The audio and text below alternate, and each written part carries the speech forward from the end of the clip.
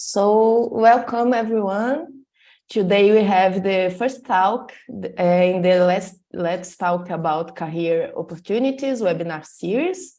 This webinar is an initiative of the PAGE's Early Career Network, the European Regional Representatives, with the goal of bringing together early career paleo scientists to discuss fellowships, grants, careers outside of the academy.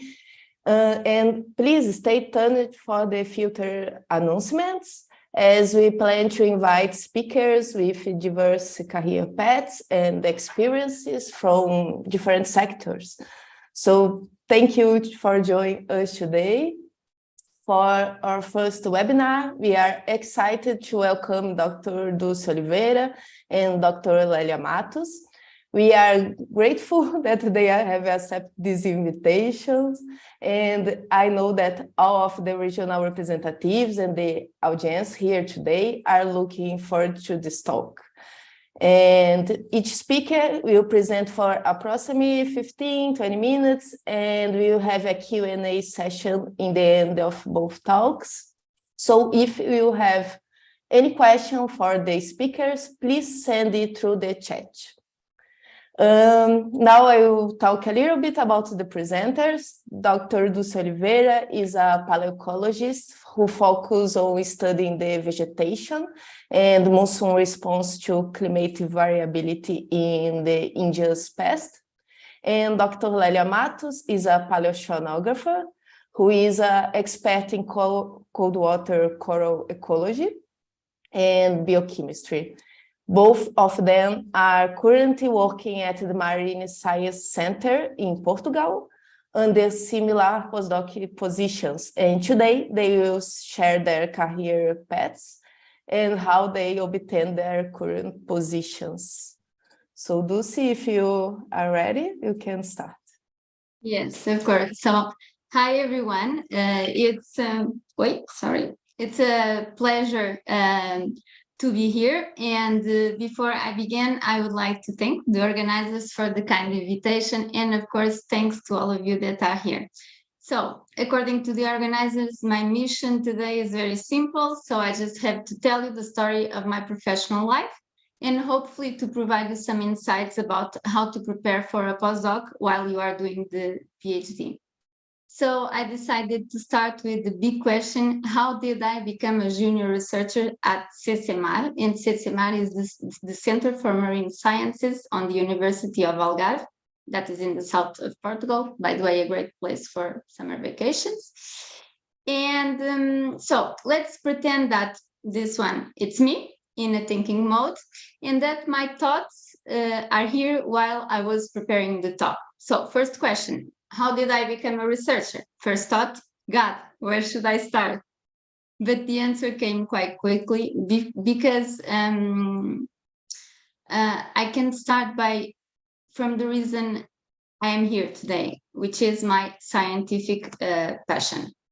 So as you know, because we do not have a time machine to go back and measure past climates, we use a lot of natural archives that encode in their biology and chemistry the history of the climate of millions of years. So, $1,000,000 question: within this diversity of proxies, can you guess which is my passion? So, a clue: it's something that is more than food for the bees or that causes allergy. So, that's right, pollen. So I do marine palynology, which in a simple way is the pollen analysis in marine sediments. So I will explain you what I do, and very briefly, I will try to do it in 1 minute. So again, as most of you know, there is an international group of scientists that go out on large and very special ships like this one here in the photo, the Joyce Resolution, and they collect long sequences of sediment that go back millions of years. So these sediments, they accumulate to time. Imagine layers and layers and layers accumulating through time, and that includes a huge toolbox of climate indicators of the past. And there is a lot of interesting stuff in the mud of these marine cores.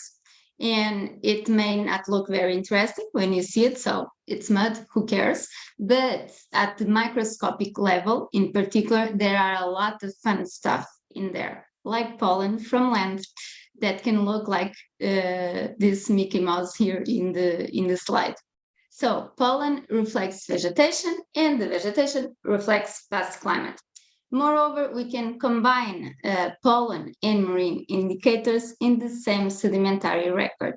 So it is definitely an amazing tool to understand the interactions on land and ocean over the past. So to end here, I put an example of what we have been doing in the Iberian margin. And the Iberian margin is considered one of the most outstanding places in the world to do paleoclimate research. So I know that this graph may look kind of scary, but it's simple. It's simple, and it shows the regional variations of the forest and oceanic temperatures over the last 800 kiloyears.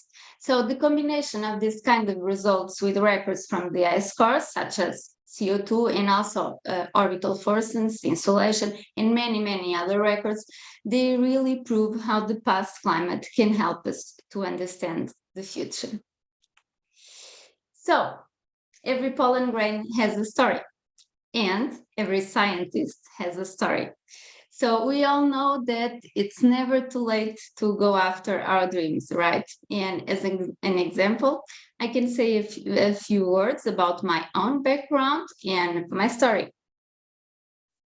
So the passion for the natural world and actually the desire of being a scientist is something that is part of my memories since I was a little girl. And that's why I decided to study marine biology more than 20 years ago. And so these were unforgettable years in this beautiful university, very, very close to the sea, and where I also lived one of the best experiences of my academic life during an exchange program in Brazil. And then after my first degree, I moved to the big city, to the capital, to work in a laboratory of a private company in quality control.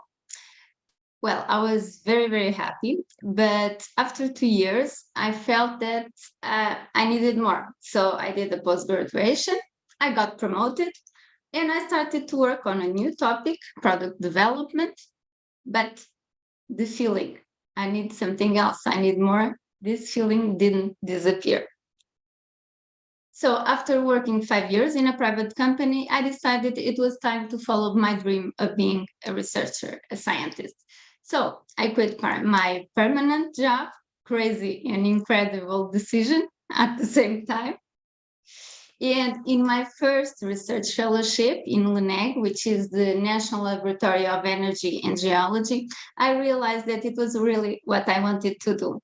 And it was the beginning of my passion for the fossil pollens and for the expression, the past is the key to the future, which was the main topic of my master thesis in the University of Lisbon.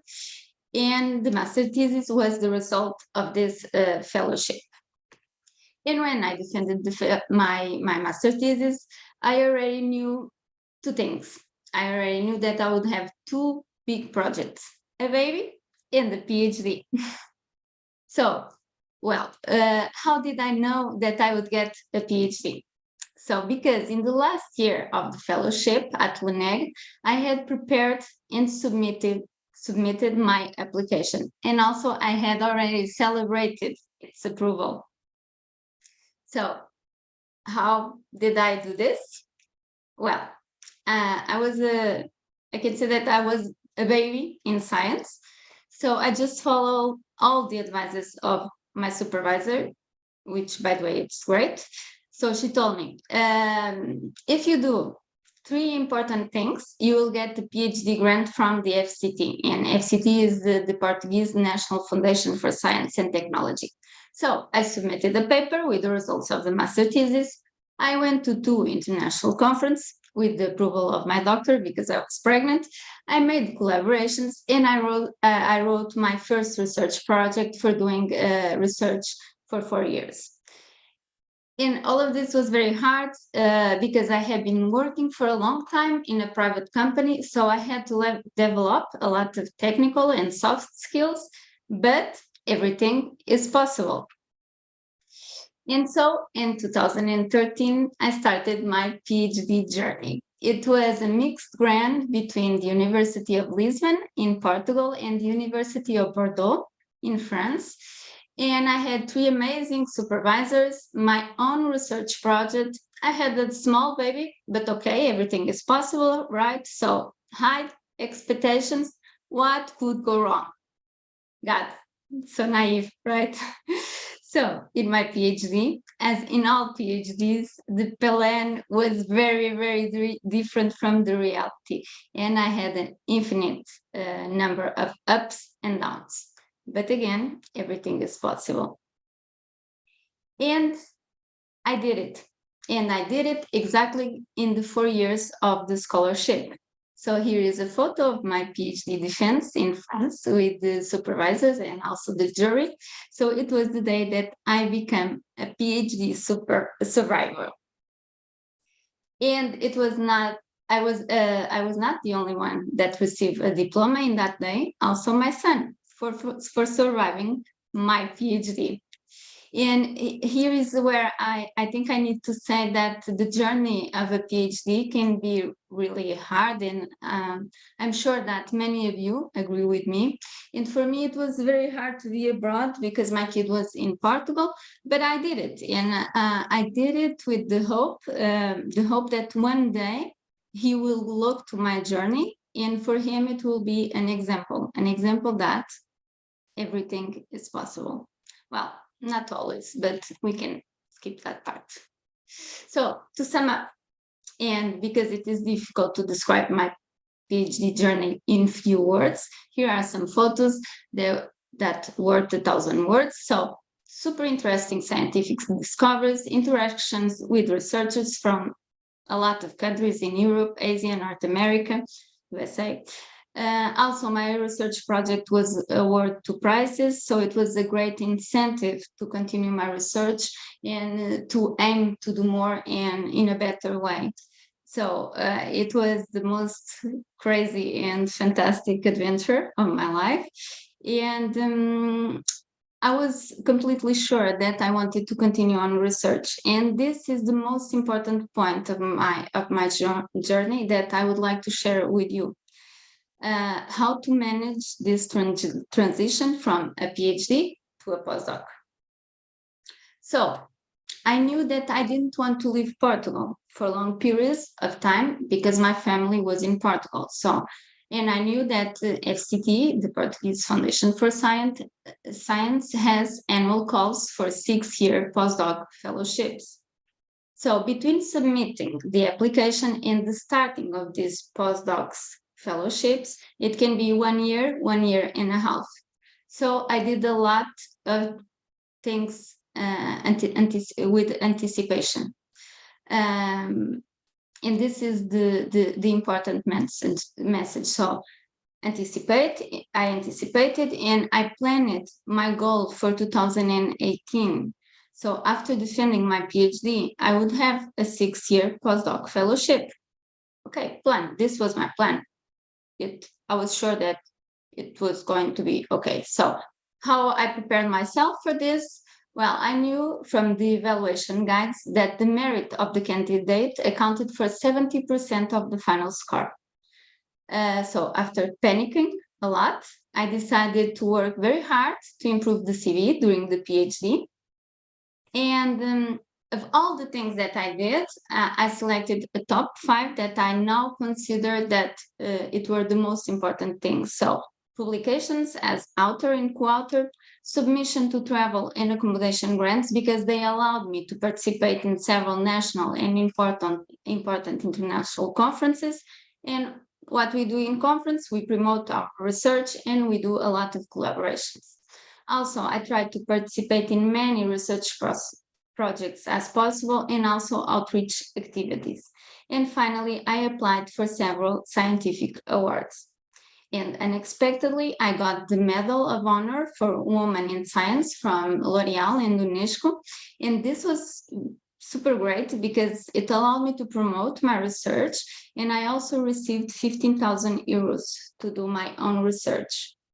So here I would just like to do a quick note. So these medals are for young women researchers holding a PhD for less than 5 years, I think.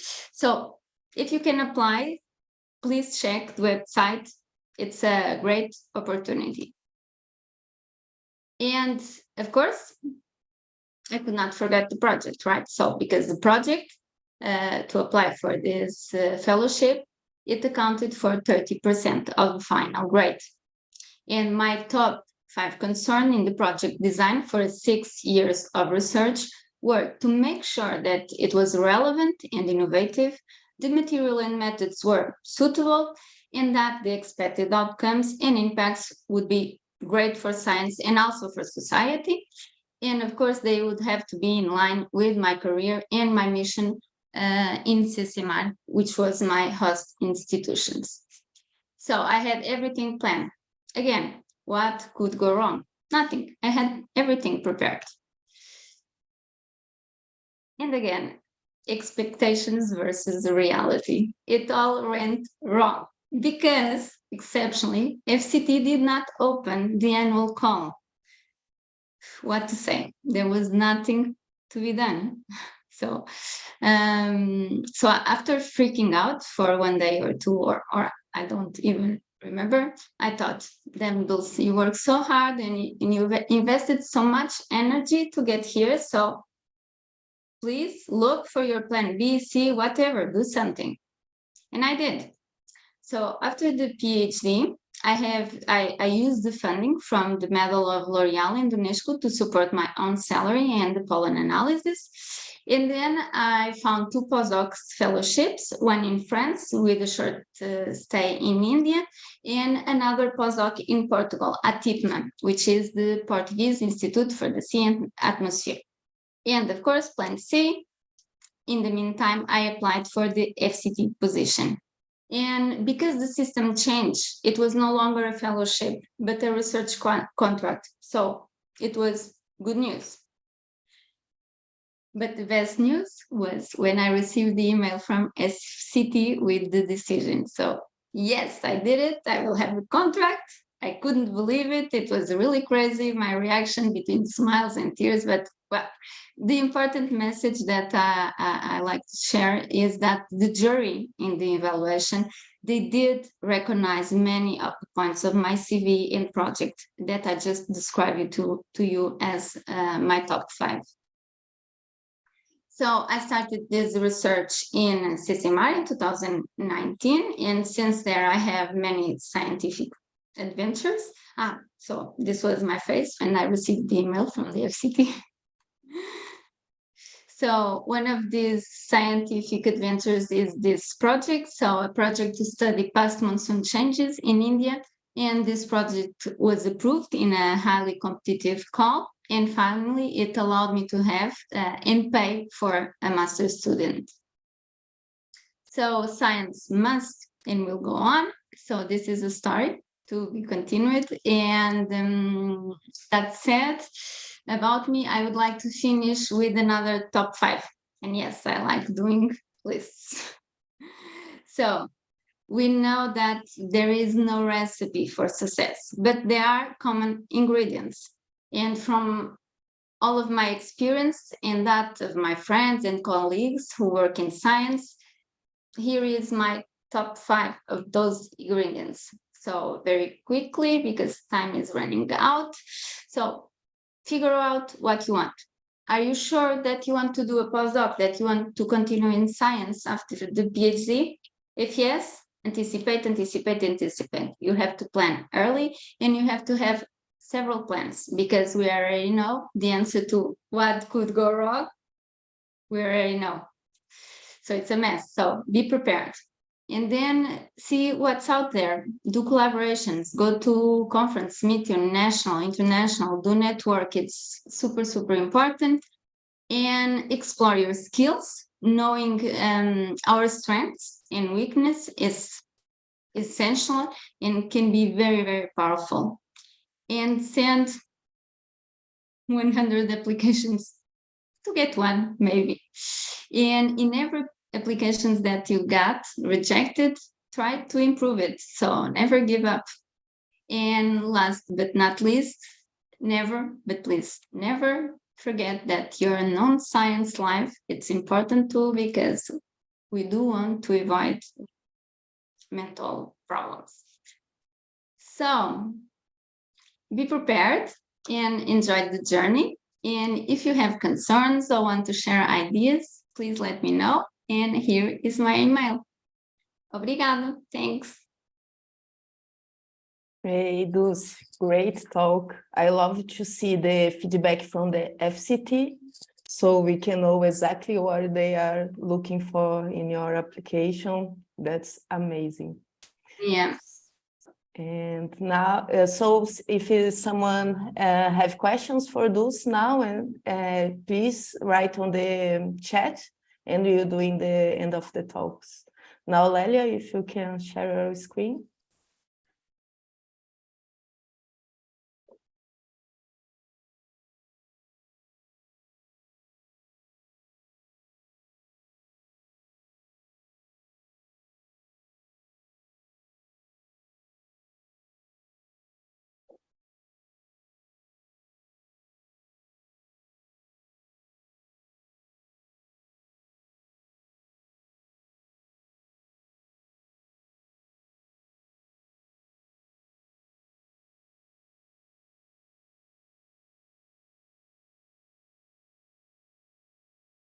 Okay, it's not in the full mode.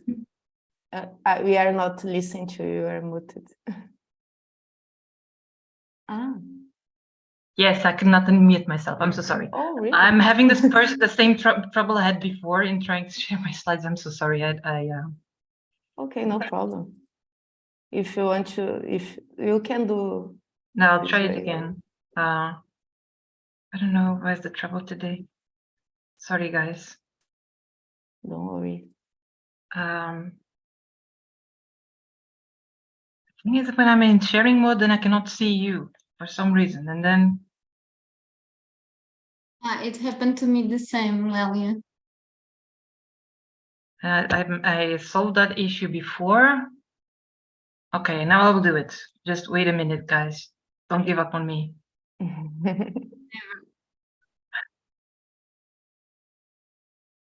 Okay, it's coming. Sorry. Yay. Okay.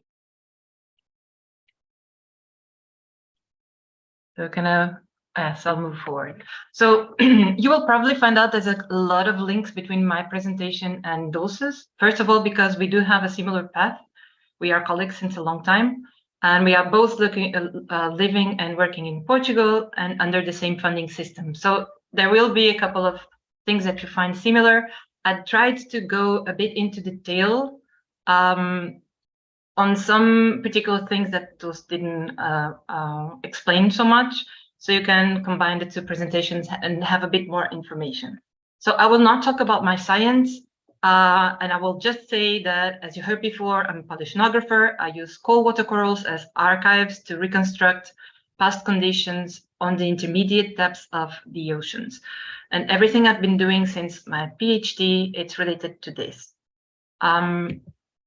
So we all have a story or a history, and I'm going to share mine with you. Again, as Dulce, I started out really early, knowing what I wanted. I know this is not quite common, but it was for me. I knew I needed to save the Earth. That's what I knew at 5-year-old. Of course, this feeling continued to develop, and I realized that what I wanted to do is to study biodiversity and environmental conservation. So I went on and studied animal biology at the Lisbon Science Faculty, what was then a 5-year bachelor degree.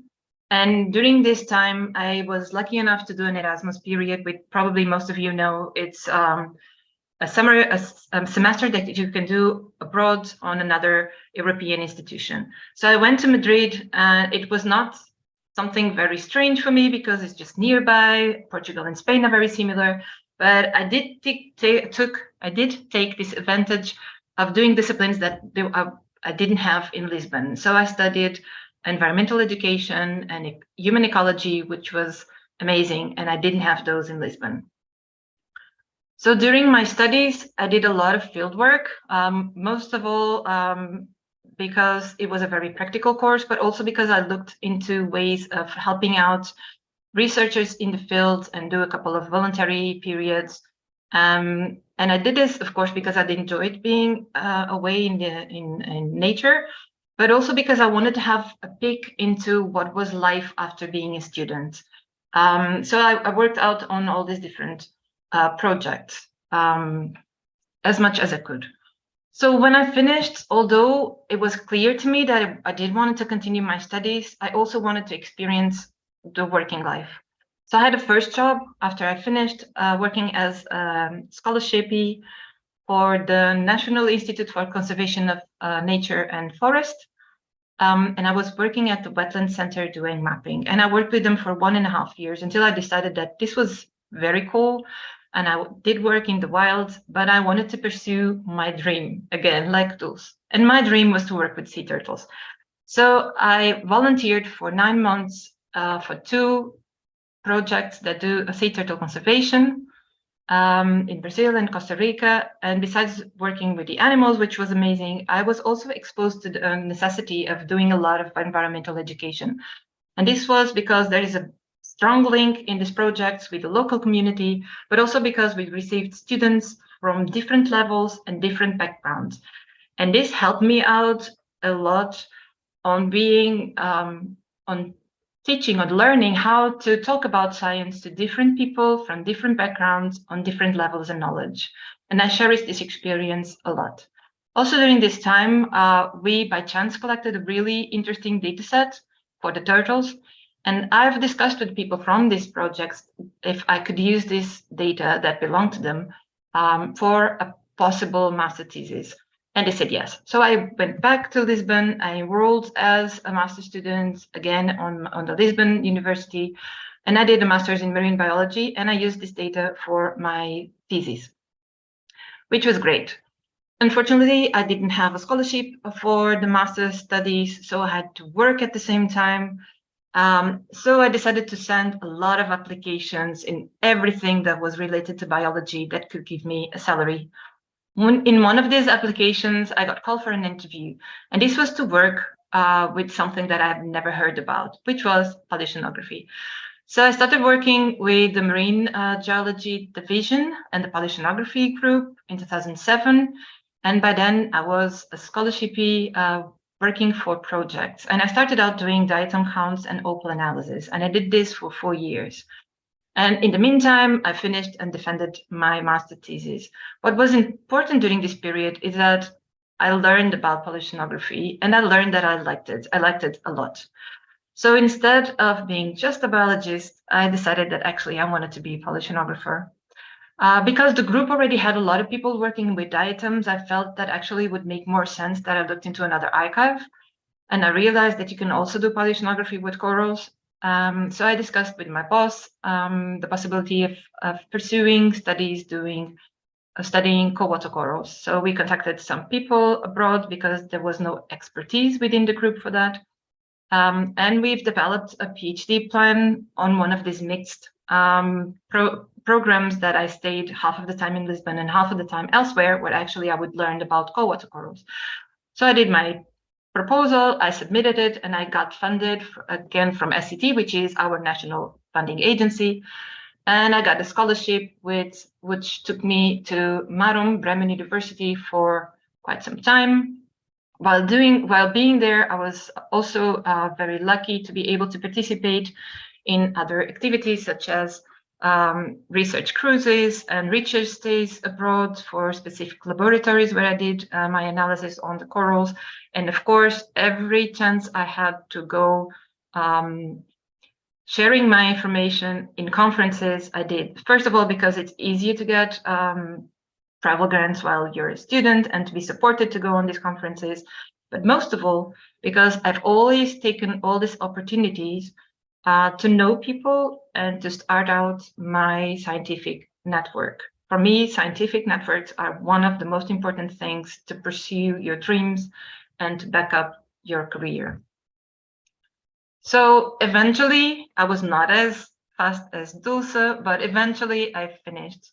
During my PhD studies, I also started out my family, and I was actually pregnant of my second child when I defended my thesis. So right after defending, I needed to do a break. So a personal break. I needed to be a mom for a couple of months. But I took this time to continue looking for the next step and to think about what I wanted. And you've heard this before, but it also happened to me that although I really wanted to go abroad, and I've considered it a couple of times, I in the end decided that it was for me, and this is a very personal thing, as you can imagine. I think everyone needs to find out their own truth. But for me, it would make more sense to try to stay in Portugal and have all the backup from the family to take care of the kids and try to work here than to go abroad. So I'm going to take you, and here's where I'm going to give you a bit more information of what are the possibilities of funding after your PhD in Portugal. So you still can be a scholarshipee if you're defended your thesis for less than 3 years, and usually this kind of scholarships are related to projects. So projects will open these calls most of the times, unless if you're defended more than 3 years ago, you will not be allowed to have a scholarship. You will have to apply for a contract. You can also have a contract within a research project, or you can apply for your own, which would be a longer term contract through FCT. And we call it CEEC, which is a signed contract. And you can have it both ways. And these are the ones in blue. So you can have an individual science contract, which is the one that Dulce has. So she applied directly to FCT to have one. And when they open these calls, these are open for everyone in all fields of science and technology and so on. So you will apply and you will be evaluated in a big cohort of researchers.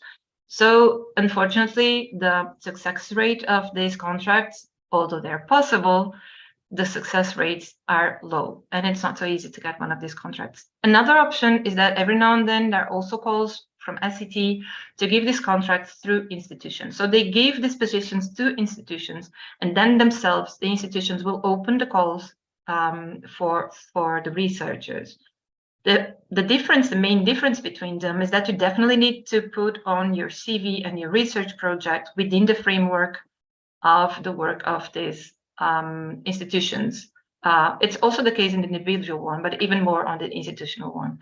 But then you will probably have a smaller group of people applying for these positions. So both these cases work in a similar way. The call and the evaluation process is the same. You need to submit your CV and a research plan. And this research plan has to be for the 6 years that you're planning to work within this contract. Okay, so it's not just as a research project, it has to be a big one. In both cases, you will be applying for different levels, and these levels that you see there on the right side are depending on the amount of time that has passed since you've completed your PhD, but also on your own experience doing science. So if you have a lot of experience and you've defended a long time, you will go to a principal researcher level that also implicates that you have scientific independence. And I would like to point the scientific independence thing, because although you only need to have it and prove it by the time you're an older from the career point, researcher, is good that you start planning on having it, as the sooner the better. So the scientific independence would mean that your work is original, so you're not just doing and redoing the same thing that you learned during PhD, but you're adding it to it, and you're advancing your career, that you're showing scientific capacities, you're able to deliver outputs, and you have international recognition. So eventually this means that you have awards, that you're invited for commissions or some things like this. So also would imply that you have doctoral and postdoctoral supervisions, that you have students, high-level students with you, and that you show the capacity to attract national and international funding. And this is something that you can start preparing for in the early days or 8 years of your work as a researcher. Okay, so now that you know how to be a postdoc and a contracted and a researcher in Portugal, let's move on. So what happened to me? While I was at home, I realized that actually I needed to be involved in science as soon as possible. So I realized that I was not willing to wait until I got a postdoc position to go back to science, because I really needed to feel I was within the science, that I was back to working within science. So I decided that while I was still trying to apply for a contract or a position, I would just rather do anything related to science. So I came back working with my group, but in a technical position, which it's not ideal, but this is what I needed by then. So I worked for 3 years under the EMSO PT project, which is the Portuguese side of an European project called EMSO. Initially, I did diatom countings as before, but then I moved on to another contract where I was working in the clean lab with an ICP-MS that actually is already the work that I'm doing anyway for my own research. So that was great.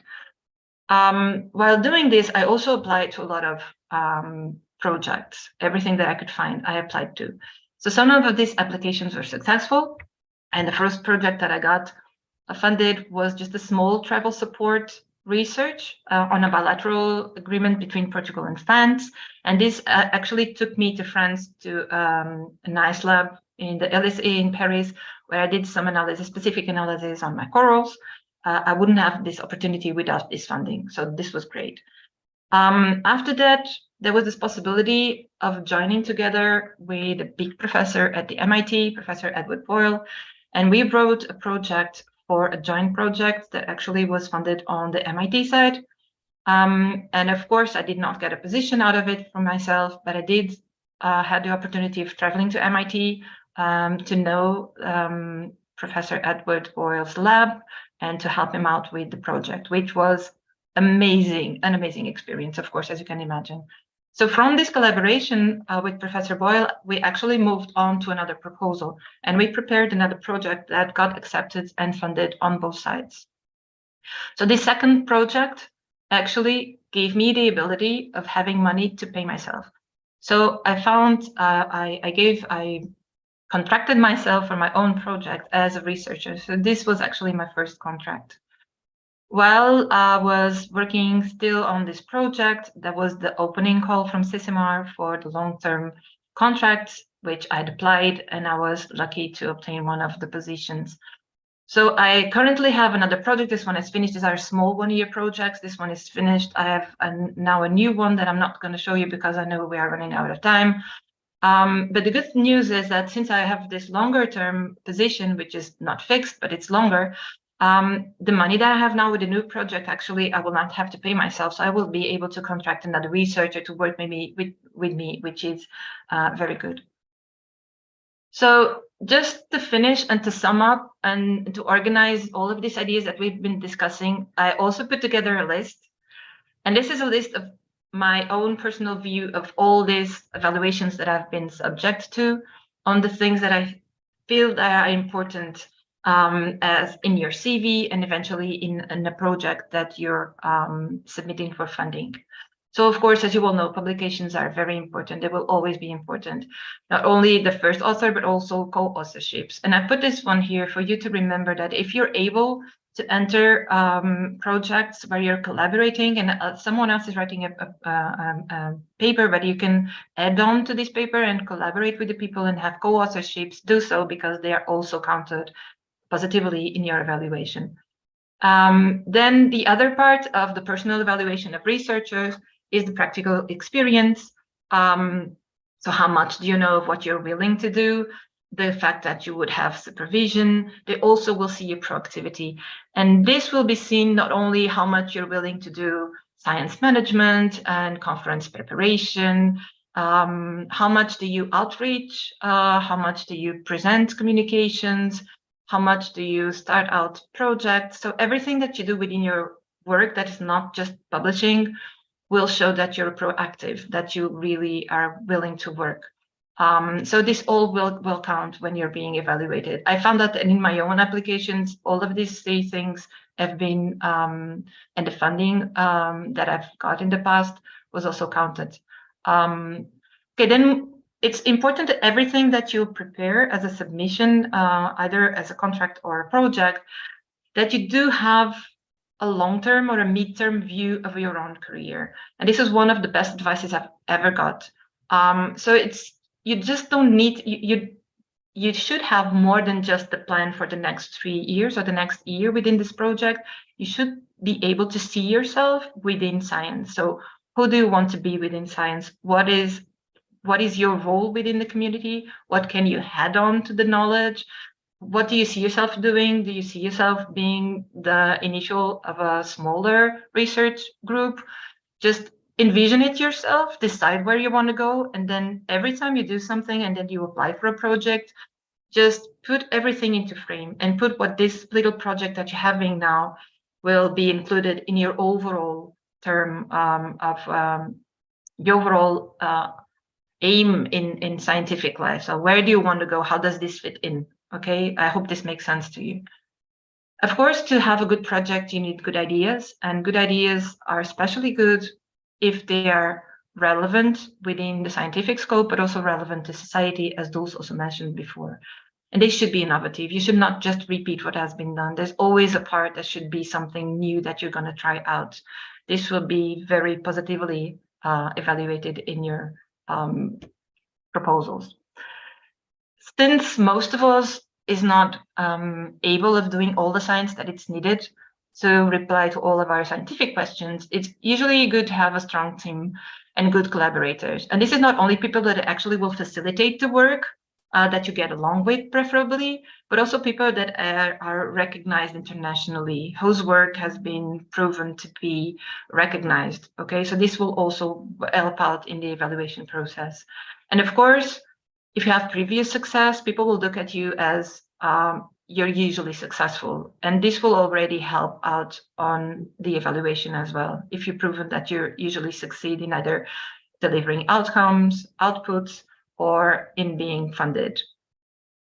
So what I take out of my own background that has helped me out during my small journey in being a researcher is that I think that having this different experiences in the past and a diverse background actually helps me out thinking outside the box.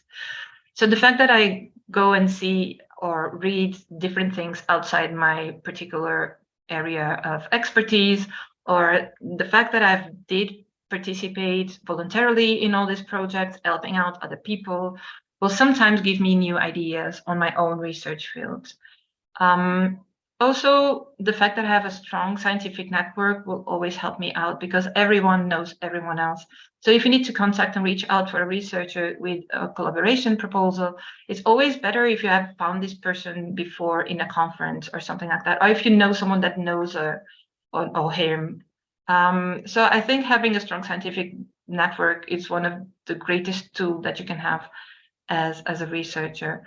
And then it's always important to have a good communication. And this is not only being able to go out into a conference and giving a nice talk. This is also being able to address people in a conference room, having a coffee, and relate to the people in a respectful way, and letting a nice first impression that later on, if you want to contact these people, they remember you. Okay, so at least this is how I do it, and it facilitates my networking a lot.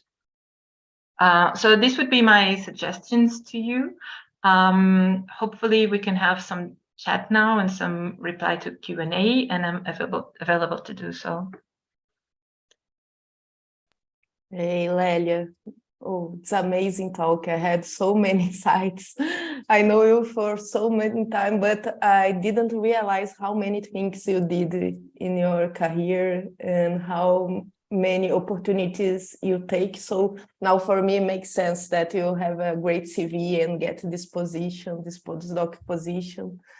So I think that everybody needs to have a plan, but you need to be prepared to your plan don't work in the time that you want to, and keep it moving. That's what we need to do in science. Always keep it moving. Have a plan, but keep it moving.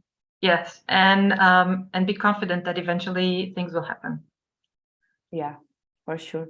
Now I think we have some questions. Molly, if you want to moderate this. Oh, okay, I think I'm off mute. Yes, and just thank you to you both again. I just want to reiterate that both of the talks were just so great. I'm a PhD student right now, so just both were so great. And I have so many questions, but I'm going to start with those in the chat. So if anybody has any questions, feel free to put them in, and I'll be asking them here. So the first one that I see is one for Dulce. So it's asking about your personal experience in applying for awards versus research funding. So maybe a little bit about like the differences between those two, success rates, waiting periods, evaluations, and processes. So if you can talk a little bit about that. Oh, you can't unmute. Oh, here, let me see if I can. Did that work? Okay, thanks. Okay. I was not able to speak. So the question is success rates, right? So success, I know, first experience in awards. So my experience in awards was first, I started with the travel grants and accommodation grants. So it's something that my supervisor advised me when I was doing the master's. So what I did is that I made myself associated to some kind of association, like the Palynology Association from France, from England, this kind of associations, or sometimes like Paleoceanographic Association, and this kind of small associations, they are for a lot of travel grants. So we have to pay attention to that and to see what's out there and to apply. Even sometimes if we think that we don't fit, just try.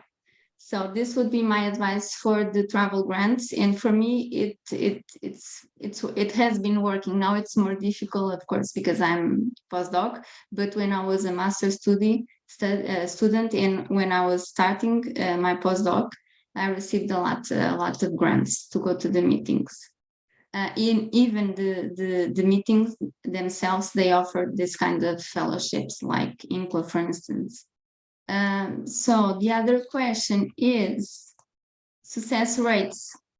So this kind of project, this project and this contract that I have, in the year that I applied, the success rate was between 5 to 6%. I don't know if it is the same to Lélia, because I applied at the national level. So, and it's very, I have to say it, it's very, very competitive, and you have to be prepared for that.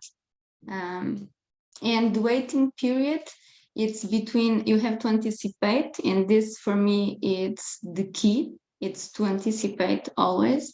And because the waiting period, for instance, for this kind of contract is between 1 to 1 year and a half. So you have to prepare the project, you have to submit, you have to wait for the results, and then you have to wait for starting the contract. So, and you have to think of all of this, plus what could go wrong. And the evaluation process. The evaluation process is, you don't know what is happening during the meetings, of course, but you receive a report on how your project or your fellowship or your contract, everything was evaluated. And then you can see your strengths and your weakness. But it's important to mention that, for instance, the Portuguese Science Foundation, they always provide guides of evaluation. So we always know what will be the points that will be evaluated. So I think I addressed all the questions, Daniela.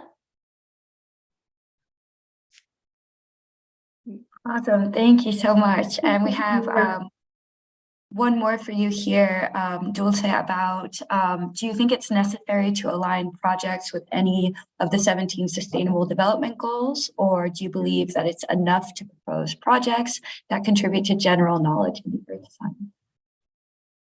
Well, in my own expertise, I think it's always better to have a part of the project that is directed to the society.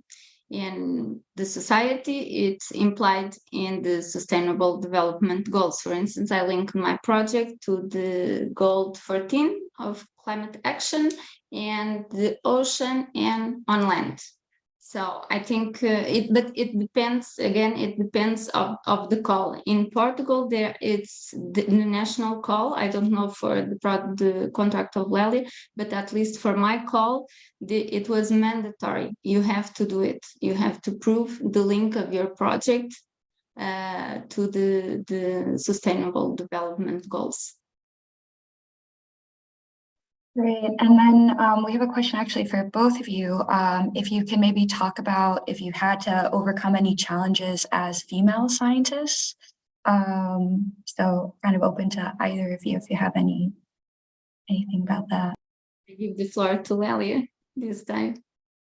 Well, I'm sure that we have faced similar things. So I'll talk about my experience. Dulce, if you want to add on after that, please do.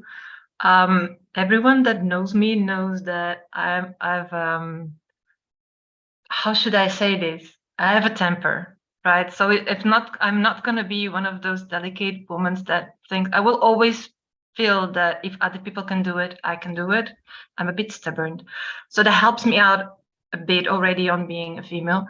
Of course, you do have little things that change. I mean, even nowadays, and I do have a supporting family and a supporting husband. So I'm not going to tell you that it's been hard because I have to. Of course, we have to do a lot, but it's a normal family where we shared everything, except pregnancies, right? So we will have to do the pregnancy ourselves, and the little babies will be a lot depending on the mother. And this particular that will be like 1.5 years of your life. You can still work while being pregnant most of the times, but yeah, it will happen, right? And you cannot avoid it, and you cannot share it with the dad, unfortunately. So you have to do it yourself, and then you have to accommodate children. But I would say that for dads, and dads are very dad-like these days, they will also feel if they have to go abroad, they will also feel that they are letting their children behind. So I think there's not such a difference between female and male for that point. So yeah, the pregnancies will be most of the times, or the early days of a baby, a break in your career most of the times. But at least for our experience, most of the calls nowadays already anticipate that, and sometimes they give an extra year of within. So if they put it like you have to do something for the last 3 years, but then you have an extra year if you've been a mother. And I think it also goes both ways. If you've been a dad and if you have childcare, you can also say that, well, I had a career break because I was starting out my family. And the last year, this has smoothed out an unevenness of being a woman or a male, I would say. Of course, that having a family will also brings you difficult moments that you need to address and let. So if you live by yourself, maybe it's easier to do science, but then I don't know, then each of us has to decide what's more important for us, or if you want to combine the two things, which was our case. But I haven't felt that much difficulties in being a woman. Sometimes I feel I have to prove myself in a men's world because marine geology and polyoceanography, it's still like a men's world. There's a lot of labor if you go out to sea. But also I feel like the last years, we don't have to prove ourselves so much, not as much as maybe researchers 20 or 30 years ago had to prove themselves. I think the floor, it's for this type of sciences it's getting even on the sex ratio things, right? And on the problems of equity. So I didn't feel that I needed to address major things for being a female scientist. Yeah, I totally agree. Actually, at least for me, the gender question was not a problem, fortunately. I know that it's not the case for every woman on science, and unfortunately. But for me, more than a gender question, at least here in Portugal, the main concern is the unstable conditions. It's like very, very, very hard to get to the point where you can have a permanent job. So I would say that the main problem that we face is this one. Thank you. No, both very interesting comments. So I'm seeing here that we have just about 2 minutes, right, guys? Do you think we have time for one more question? I think one last question, maybe. We could probably go even 5 minutes over. I think it's Yeah. okay. Okay, so I might tack on a question of my own to this next one that's in the chat, because I think it's a little bit related. But any advice that you would give to someone who maybe just has like who has a master's, who is looking into the industry, but now wants to go into their own research and has their own ideas? I'm wondering if you could talk to that, but also both of you mentioned a lot about looking for collaborations and networking. So I don't know if you have any best tips for how to reach out to people and how to form those connections. So I think. Do you want to start out, Dulce? Because you actually have more experience in industry than I do. I would say overall, as a general advice, if you know what you want from life, if you really want to be a researcher, as much as you can to put that together with your practical aspects of your life of maybe needing a salary, just don't give up on the dream and find ways of being a researcher if that's really what you want. Maybe you have to work while searching for the opportunities, as I did. But if you're sure that you want to be a researcher, just pursue your dream at least as it makes sense, as long as it makes sense. Relating to the networking, one thing that I found, I'm stubborn, but I'm a bit shy. So it was always hard to me to go and address people in meeting rooms, especially if they were big scientists, you know what I mean? Like these big professors that have been working since forever and doing an amazing job. And what I found out lately is that actually they're just people and they're very approachable most of the times. So you can just reach out sometimes in a conference saying, hey, I just saw you talk and I admire your work a lot. Just so that you know that I cherish your work a lot. And that's it. And then sometimes they will ask you, what do you do, where you come from? And that the conversation starts out. So I think that sometimes the problem addressing people is more on our head than actually is there. So most of the people, even in high places, are approachable. You can always write an email or address them in conferences. So that's the first way of networking. Then having particular practical experiences will be the best way of networking, right? So if you can participate in group discussions and conferences, in cruises in our case, because we have cruises every now and then. So everything that is more on the practical side of our jobs that you can relate to people and communicate, just do them.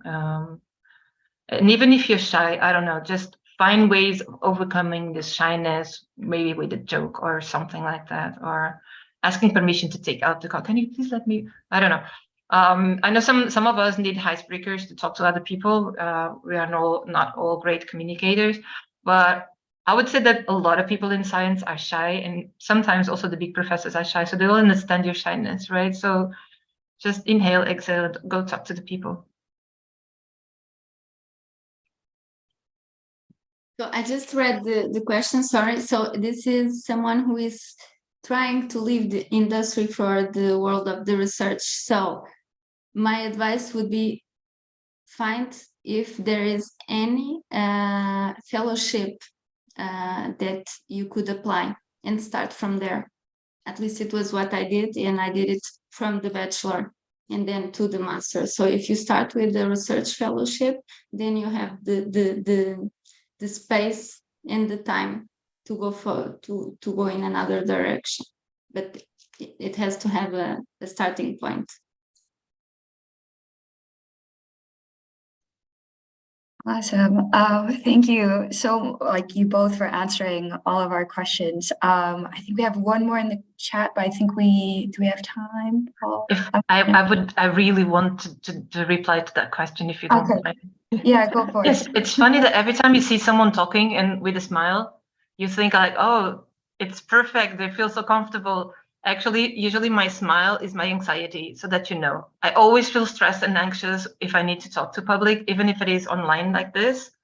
I couldn't concentrate much on work just before doing this talk because I was a bit anxious, and I was just talking about my life, which should be really easy. So yes, most people will feel stress and anxiety talking in public. Then you just need to realize that most of us do. And even all of the people hearing you will also be anxious if they have to talk. So we're all the same. Don't worry. We're all stressed and feel anxious while talking in public. We inhale, exhale, and go for it. Oh, For I me, it's love the that. I'm sorry. But I don't smile because I'm anxious. I'm smile because I'm nice. Gosh, no, I appreciate that so much just because I get the same way. I feel outgoing, but a lot of the time it's just, nerves. But thank you so much to you both. Those were both excellent talks, and your answers were just so inspiring. I feel like I have more energy going forward. I mean, do you want to say anything? Sorry, Paul. Yeah, guys, Thank you so much, both of y'all. Yeah. Yes, thank you for the invitation. Just to let everybody know that this talk is being recorded because they will be on the Page's YouTube channel soon. So you can share with your friends, and that's it. And if you have someone that inspires you in science and is an early career scientist, and you think it's a good idea to have a talk here on your webinar series, please send a email. And that's it. Yeah, stay tuned for the rest of our webinars. We'll have a lot more interesting people. So, And congrats for this webinar. It's a really great opportunity for the early researchers. Thank you. Cool. Well, Thanks, everyone. We Thanks, gotta sign off for the everyone. next Thank meeting. you. Stay. Bye-bye. bye, guys. Bye. Thank you. Bye.